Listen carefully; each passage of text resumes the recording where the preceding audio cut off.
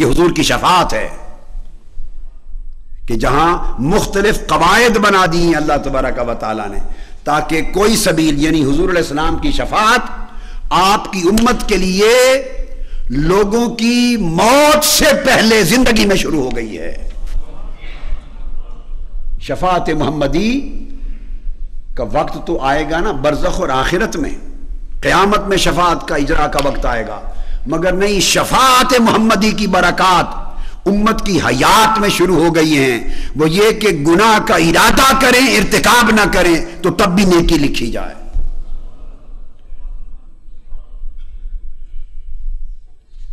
اور اگر نیکی کا ارادہ کر کے ارتکاب کریں تو 10 گنا دیا جائے، اور کئی زیادہ وفادار ہو مالک کے تو 700 گنا دیا جائے، اور کہ وفاداری کے ساتھ استواری والے ہوں تو انہیں بے حد و حساب عطا کیا جائے. تو یہ مدارج بیان کیے اللہ تبارک و تعالی نے. اس کے بعد اگلی حدیث اور آپ کے ذوق کے فروغ کے لیے کتاب الایمان میں امام مسلم لائے ہیں، باب 64، باب بیان ان الاسلام بدأ غریبا وسیعود غریبا وانہ یعرض بین المسجدین. یہ باب ہے جو امام مسلم نے قائم فرمایا. اب اس کی حدیث امام مسلم روایت کرتے ہیں، حدثنی محمد بن رافع والفضل بن سہل الاعرج قال حدثنا شبابة بن سوار قال حدثنا عاصم وهو ابن محمد العمري عن ابي عن ابن عمر رضي الله تعالى عنه عن النبي صلى الله عليه وآله وسلم قال ان الاسلام بدأ غريبا وسيعود غريبا كما بدأ وهو يعرض بين المسجدين كما تعرض الحية في جحرها. آقا علیہ السلام نے فرمایا کہ اسلام غریب شروع ہوا اور آخر وقت زمانے میں پھر غریب ہو جائے گا.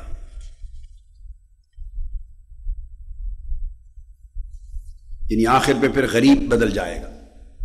اب غریب کا معنی واحد کا بھی ہوتا ہے، اس لیے خبر غریب کو خبر واحد کہتے ہیں، اور اخبار احاد کو کے لیے غریب کا لفظ استعمال ہوتا ہے. حدیث متواتر، حدیث مشہور، حدیث عزیز اور حدیث غریب واحد. تو مطلب ہے حضور نے فرمایا ان الاسلام بدأ غریبا واحدا فواحدا، ان الاسلام بدأ واحدا فواحدا.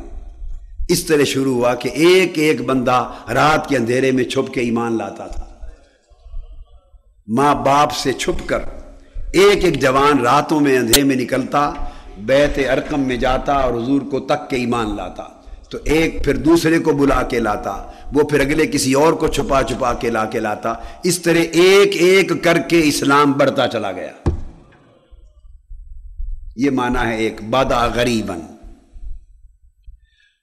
اور پھر آخر وقت میں اسی طرح ایک ایک کر کے چھوڑ جائے گا اور کفر پھیلتا چلا جائے گا زمین پر کفر. اس لیے فرمایا جب تک زمین پر اللہ اللہ کہنے والا ایک شخص بھی بچے گا قیامت بپا نہیں ہوگی. اس کا مطلب ہے ایک زمانہ چند سالوں کا ایسا بھی آئے گا کہ پوری زمین پر کفر ہوگا، اور ان پر جب قیامت بپا ہوگی تو اہل ایمان کو اللہ پاک پہلے اٹھا چکا ہوگا. ایک مدت ایسی آئے گی. تو ایک معنی تو غریباً کا یہ ہے کہ بادہ فی احاد من الناس و بادہ بیا غریباً و سیعود الیہا.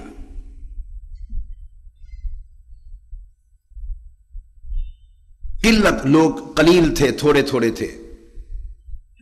دوسرا معنی اس میں یہ ہے کہ غریب مسافر کو بھی کہتے، وہ سفر کرتا ہے، ایک جگہ سے دوسری جگہ سفر کرتا ہے اور سفر کرتا کرتا پھر منزل پہ پہنچتا ہے. تو بادہ غریباً کا معنی کہ قلت قلیل لوگوں کے ساتھ شروع ہوا اور وہ سفر کرتے رہے. کبھی سفر کر کے طائف جاتے، کبھی حبشہ جاتے، کبھی ہجرت کر کے مدینہ جاتے، مسافر رہتے جگہ سے جگہ، کبھی گھروں سے نکال دیے جاتے، کبھی وطن سے نکال دیے جاتے. تو اس طرح وہ منتشر ہوتے رہے دنیا میں.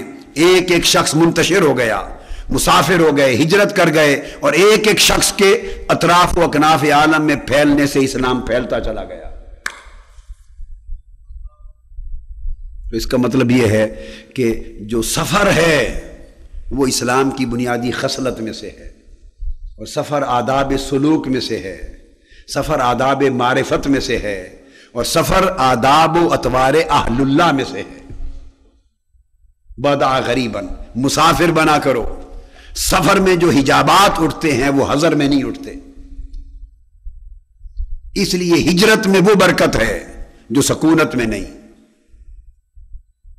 یہی وجہ ہے کہ اس سے مراد جب غریب سے حدیث پاک میں آگے آقا علیہ السلام نے ایک اور مقام پر ارشاد فرمایا طوبیٰ للغرباء، یہ غریباً کا اب اگلا معنی، طوبیٰ للغرباء۔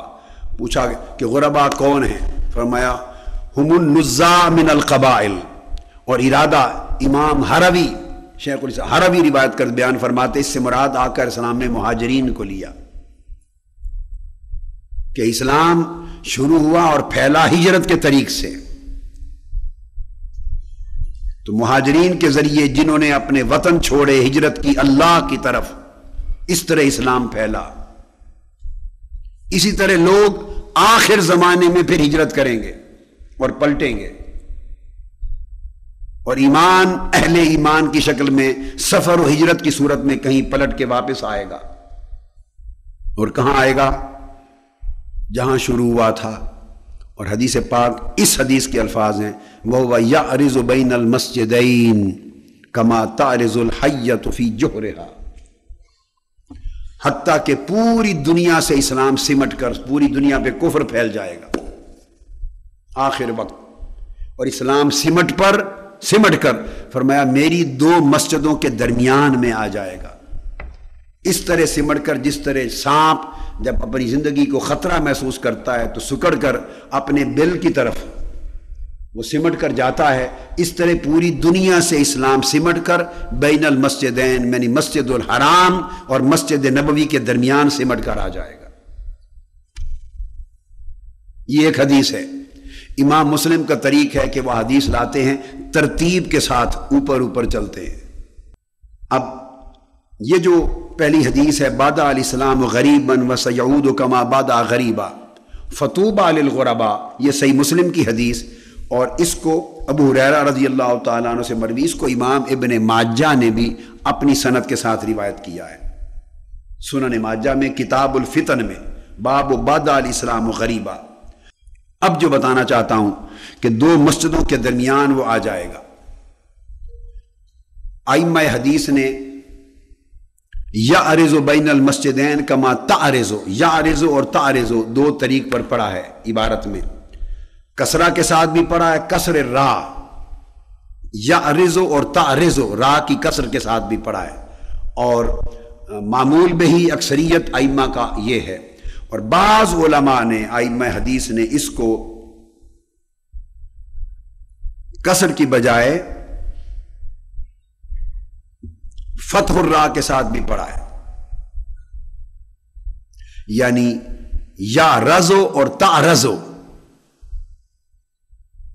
جیسے کہ ابن التین نے روایت کیا، اور بعضوں نے جس کو امام ابو الحسن بن سراج نے روایت کیا، بعضوں نے ضم الراء کے ساتھ بھی پڑھا ہے، یعنی یا روزو اور تعرضو۔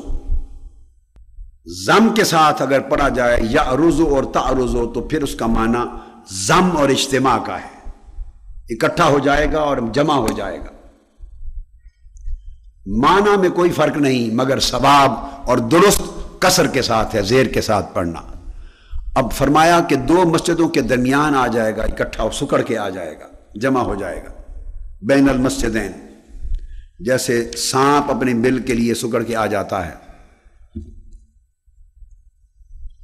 اب اگلی حدیث جو امام مسلم اس کے ساتھ لائے، جس پر ہم تفصیل سے گفتگو میں آج کرنا چاہتا ہوں، اگلی حدیث کی شرح مفصل کرنا چاہتا ہوں، بڑی شرح تفصیل کے ساتھ وقت لگا کر۔